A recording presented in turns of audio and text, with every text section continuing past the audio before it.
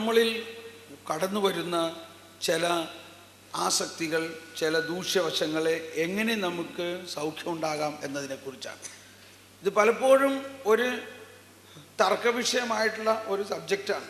അതുകൊണ്ട് നിങ്ങൾ അതിനെ നല്ല അർത്ഥത്തിൽ ചിന്തിക്കുക, അതിനെ ഒരു തർക്കവിഷയമാക്കി മാറ്റരുത്. Healing of the family tree എന്നെല്ലാം പറയാറുണ്ട്, അല്ലെങ്കിൽ ജനറേഷൻ ഹീലിംഗ്, അല്ലെങ്കിൽ പാരമ്പര്യമായിട്ട് നമ്മളിലേക്ക് വരുന്ന ചില അസുഖങ്ങളിൽ നിന്നും അല്ലെങ്കിൽ ചില പാപബന്ധനങ്ങളിൽ നിന്നും എല്ലാം ഉള്ള സൗഖ്യം. ഇത് ഞാൻ ആദ്യം അതിനെ വേറൊരു വിധത്തിൽ അവതരിപ്പിക്കാം. ഞാൻ ഒരിക്കൽ ഒരു സഹോദരി എൻ്റെ അടുത്ത് വന്നപ്പോൾ അവരുടെ ജീവിതത്തെ കുറിച്ച് പങ്കുവച്ചപ്പോൾ അവർ പറഞ്ഞു, അവർ നല്ല ഒരു ആർട്ടിസ്റ്റ്, ചിത്രം നല്ല പെയിൻറ്റിങ് ഒക്കെ ചെയ്യുന്ന ഒരു, അതിനെന്താ മലയാളത്തിൽ പറയാ, ചിത്രകാരിയെ, കലാകാരി, നല്ലൊരു കലാകാരിയാണ്. ചിത്രങ്ങൾ, മനോഹരമായ ചിത്രങ്ങൾ വരയ്ക്കും. കുറേ ചിത്രങ്ങൾ എന്നെ കാണിച്ചു തന്നു, വളരെ മനോഹരമാണ്. അത് കഴിഞ്ഞപ്പോൾ അവർ പറഞ്ഞു, എൻ്റെ മകളും നന്നായിട്ട് ചിത്രം വരയ്ക്കും, എന്നെപ്പോലെ തന്നെ എൻ്റെ മകളും നന്നായിട്ട് ചിത്രം വരയ്ക്കും. കുറച്ച് കഴിഞ്ഞ് പറയാണ്, അവളുടെ ഒരു കുഞ്ഞു മകളുണ്ട്, എനിക്കൊരു കുഞ്ഞു മകളുണ്ട്, അവളും ഇപ്പം വളർന്നു വരുന്നുള്ളൂ, പക്ഷെ അവളും നന്നായിട്ട് ചിത്രം വരയ്ക്കും. അപ്പോൾ ഞാൻ മനസ്സിലാക്കി, അമ്മയ്ക്ക് ഉള്ള ഒരു നല്ല കഴിവ് സ്വഭാവേന മകളിൽ ഉണ്ടാവുന്നു, ആ നല്ല കഴിവ് സ്വഭാവേന കുഞ്ഞുമകളിലും ഉണ്ടാവുന്നു. അപ്പം ഞാൻ വളരെ ആകാംക്ഷയായി. ഞാൻ ചോദിച്ചു, നിങ്ങളുടെ അമ്മയോ അപ്പനോ ഈ കഴിവുണ്ടോ? അപ്പോൾ അവർ പറഞ്ഞു, യെസ്, എൻ്റെ അമ്മയും നന്നായിട്ട് ചിത്രം വരയ്ക്കുന്ന കലാകാരിയാണ്, വളരെ പ്രസിദ്ധിയായിട്ടുള്ളൊരു കലാകാരിയാണ്. വീണ്ടും ഞാൻ ചോദിച്ചു, അമ്മയുടെ പാരമ്പര്യം എന്താ? എൻ്റെ അമ്മുമ്മയ്ക്കും നല്ല കലാകാരൻ. കണ്ടോ, ഞാൻ എന്നിട്ടൊരു പടം വരച്ചു, ആ ഒരു ഫാമിലി ട്രീ, അവരുടെ ഒരു ഫാമിലി ട്രീ വരച്ചു കഴിഞ്ഞപ്പോൾ എത്ര തലമുറയാന്ന് നോക്കിയേ, ഇവരുടെ അമ്മുമ്മ നല്ല ഒരു കലാകാരിയായിരുന്നു. അമ്മുമ്മ, ആ അമ്മുമ്മയുടെ മകൾ, ഇവരുടെ അമ്മ നല്ല ഒരു കലാകാരി, അതിൽ നിന്നുണ്ടായ ഇവർ നല്ലൊരു കലാകാരി. ഇപ്പോൾ 3 തലമുറയായി. ഇനി ഇവരുടെ മകൾ കലാകാരി, ഇവരുടെ കുഞ്ഞുമകൾ കലാകാരി. അപ്പോൾ 1, 2, 3, 4, 5, 6 തലമുറയായിട്ട് ഇതിങ്ങനെ, ഇത് നമ്മളുടെ നാട്ടിലുമൊക്കെ കാണാറില്ലേ അല്ലേ? പല വിദഗ്ധരായിട്ടുള്ളവരും അതുപോലെ തന്നെ കലാപരമായിട്ട് വളരെ കഴിവുകളുള്ളവരും പല തലമുറകളായിട്ട് ആ കഴിവുകൾ ഇങ്ങനെ വന്നുകൊണ്ടിരിക്കുന്നു. എൻ്റെ അപ്പൂപ്പൻ സുവിശേഷം, പ്രത്യേകിച്ച് പഴയ നിയമത്തിലൊരു വിദഗ്ധനായിരുന്നു, ഒരു വിദഗ്ധൻ. അതിന് കാരണം ഞങ്ങളുടെ നാട്ടിൽ അന്ന് യഹൂദർ ധാരാളം ഉണ്ടായിരുന്നു. കേരളത്തിൽ യഹൂദരുണ്ടായിരുന്ന ഒരു പ്രദേശമാണ് ഞങ്ങളുടെ നാട്. അവരുടെ സിനഗോഗെല്ലാം ഇപ്പോഴും ഉണ്ട്. ചേന്നമംഗലം എന്ന് പറയും, പറവൂരിനടുത്ത്, കൊച്ചി അല്ലെങ്കിൽ എറണാകുളം ഡിസ്ട്രിക്റ്റ്. 150ഓളം യഹൂദ കുടുംബങ്ങൾ അവിടെ ഉണ്ടായിരുന്നു, അവരുടെ സിനഗോഗും. അപ്പോൾ ഈ യഹൂദരുമായിട്ട് അപ്പൂപ്പൻ വളരെ അടുത്ത സൗഹൃദത്തിലായിരുന്നു. പക്ഷെ അവർ വന്നു കഴിഞ്ഞാൽ അവർ ഉടനെ സംസാരിക്കുന്നത് മുഴുവൻ എന്താണ്? നിയമവും പ്രവാചകരുടെ പുസ്തകങ്ങളും അതിലെഴുതിയിരിക്കുന്ന കാര്യങ്ങളുമാണ്. അങ്ങനെ അവരോട് സംസാരിക്കാനും അവരോട് തർക്കിക്കാനും അവരുമായിട്ട് വാദപ്രതിവാദങ്ങളിൽ ഇടപെടാനും അന്നത്തെ ഒരു ചട്ടമാണ്. അവർ വന്ന് ഇങ്ങനെ ഓരോ കാര്യങ്ങൾ ചർച്ച ചെയ്യും, ബൈബിൾ പഠിക്കുന്ന മാതിരി. അതിനുവേണ്ടി അപ്പൂപ്പൻ അരമനയിൽ നിന്നും പഴയ നിയമം ആധികാരികമായിട്ട് വായിക്കാനുള്ള പെർമിഷൻ വാങ്ങിച്ച് അങ്ങനെ അത് പഠിച്ചു. അതുകൊണ്ട് എന്തുണ്ടായി? കണ്ടോ? അതുകൊണ്ടുണ്ടായത് കണ്ടോ? അപ്പോൾ ഇവിടെ നിൽക്കുന്ന ആൾ എങ്ങനെ ഉണ്ടായി? അപ്പൂപ്പൻ വചനം പഠിച്ചു. ആ അപ്പൂപ്പനിൽ നിന്നും അത് എൻ്റെ അപ്പനെല്ലാം കുഞ്ഞായിരുന്നപ്പോൾ എന്നും വചനം വായിച്ചിരുന്നു. ഇന്നും അതെ, എല്ലാ ദിവസവും ഈ ഇത്രയും പ്രായമായപ്പോഴും എന്നും വചനം, ബൈബിള് വായിക്കാണ്ട് കിടക്കില്ല അവർ. അതിൻ്റെ ആ അടുത്ത തലമുറ, അതാണ് യെശയ്യാ 59:21 പറഞ്ഞത്, ഞാൻ നിങ്ങളിൽ നിക്ഷേപിച്ച വചനവും ആത്മാവും നിങ്ങളിൽ നിന്നോ നിങ്ങളുടെ സന്താനങ്ങളിൽ നിന്നോ അവരുടെ സന്താനങ്ങളിൽ നിന്നോ പുറത്തു പോകയില്ല. അപ്പോൾ എൻ്റെ അപ്പൂപ്പനിൽ ദൈവം നിക്ഷേപിച്ച ആ വചനം, പ്രത്യേകിച്ച് പഴയ നിയമത്തിൻ്റെ ആ വിത്തുകൾ മുളച്ച് വളർന്ന് അത് എൻ്റെ അപ്പൻ ആ സന്തതിയിൽ വളർന്ന് അതിനുശേഷം ഇതാ മൂന്നാമത്തെ തലമുറ. ഇനി ഇപ്പോൾ എൻ്റെ മകൾ വാസ്തവത്തിൽ കമ്പ്യൂട്ടർ എഞ്ചിനീയറിംഗ് എല്ലാം കഴിഞ്ഞ് ഇരിക്കുമ്പോഴാണ് കർത്താവ് ഒരു സന്ദേശം തന്നത്. അവൾ തിയോളജി പഠിക്കണം, തിയോളജി. ഇപ്പോൾ അവൾ തിയോളജി പഠിച്ചുകൊണ്ടിരിക്കുക. അപ്പോൾ നോക്കി, അത് വീണ്ടും ശക്തമായിട്ട് വളർന്നുകൊണ്ടിരിക്കുകയാണ് അടുത്ത തലമുറയിൽ. അങ്ങനെ തലമുറയായിട്ട് ദൈവത്തിൻ്റെ നന്മ വളർന്നുകൊണ്ടിരിക്കും, തലമുറയായിട്ട്. ഇത് മനസ്സിലാക്കുന്നതിന് പോസിറ്റീവായിട്ട് ആദ്യം നമ്മൾ മനസ്സിലാക്കുക, വളരെയധികം നല്ല കാര്യങ്ങൾ നമ്മളുടെ കുടുംബങ്ങളിൽ ഇന്ന് ഉള്ളത് ഇന്നുണ്ടായതല്ല. അത് വാസ്തവത്തിൽ അത് തലമുറയായിട്ട് ഇങ്ങനെ പടർന്നുകൊണ്ടിരിക്കുന്നതാണ്. Is it clear? മനസ്സിലായില്ലേ? ഇപ്പം നിങ്ങൾ ഓരോരുത്തരുടെ കുടുംബത്തിലും അങ്ങനെ ചില നല്ല കാര്യങ്ങളൊന്നും മനസ്സിൽ കണ്ടു നോക്കിയേ, ഉണ്ടോ ഇല്ലയോ? എന്നാൽ ഇതോടൊപ്പം ചില തിന്മവശങ്ങളും തലമുറയായിട്ട് ഉണ്ട്. അപ്പോൾ ഇപ്പം ഇത് മനസ്സിലാക്കാൻ എളുപ്പമാണ് ഇല്ലേ? നന്മ ധാരാളം ഉണ്ട്, എന്നാൽ അതോടൊപ്പം ചില തിന്മ. ഒരുപക്ഷെ ഇപ്പം എനിക്കറിയില്ല, ഇപ്പം ആ പെയിൻറ്റർ സഹോദരിയുടെ പെൺ പാരമ്പര്യമാണ് ഈ പെയിൻറ്റിങ്. ആൺ പാരമ്പര്യം എന്താണെന്ന് അറിഞ്ഞുകൂടാ. ഒരുപക്ഷെ മദ്യപാനമാകാം, അല്ലെങ്കിൽ അങ്ങനെ അത്തരത്തിലുള്ള പല ദുസ്വഭാവങ്ങളാകാം. പ്രത്യേകിച്ച് മദ്യപാനം. പല സ്ഥലത്ത് നമ്മൾ കാണാം, അപ്പാപ്പൻ ചില വളരെ ശക്തമായ മദ്യപാനികൾ നമ്മുടെ അടുത്ത് വരുമ്പോൾ പ്രാർത്ഥിക്കുമ്പോൾ നമ്മൾ മനസ്സിലാകണം എന്താ ചോദിക്കുമ്പോൾ, എങ്ങനെയുണ്ട് ചേട്ടാ, അപ്പൻ എങ്ങനെയായിരുന്നു? അപ്പൻ ഷാപ്പിൽ തന്നെയായിരുന്നു കിടപ്പ്. അപ്പം പിന്നെ എന്നിങ്ങനെ ആയതിൽ കുഴപ്പമൊന്നുമില്ലല്ലോ. അപ്പൂപ്പനോ, അയ്യോ അപ്പൂപ്പൻ അപ്പനേക്കാൾ മുഴുകുടിയനായിരുന്നു. അപ്പോൾ ഇയാൾക്ക് ആശ്വാസമാണ്. അപ്പോൾ നമ്മളുടെ ഈ കുടി മാറാനൊന്നും പോകുന്നില്ല, കാരണം എൻ്റെ അപ്പൂപ്പന്മാരായിട്ടുള്ള പാരമ്പര്യം. ഇങ്ങനെ പറഞ്ഞ് ആശ്വസിക്കേണ്ട ഒരു കാര്യമല്ല അത്, ഇങ്ങനെ പറഞ്ഞ് തള്ളിക്കളയേണ്ട ഒരു കാര്യവുമല്ല.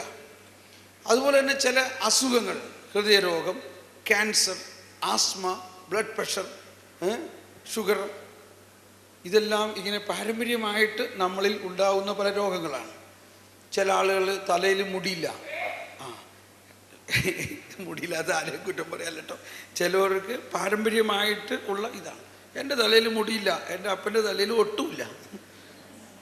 അപ്പൂപ്പനെ ഞാൻ കണ്ടിട്ടില്ല, എന്നാലും പടമൊക്കെ കണ്ടേക്കണമെന്ന് മനസ്സിലായേക്കണത് അങ്ങേർക്കും ഉണ്ടായിരുന്നില്ലെന്ന്. ഇതിങ്ങനെ പാരമ്പര്യമായിട്ടുള്ള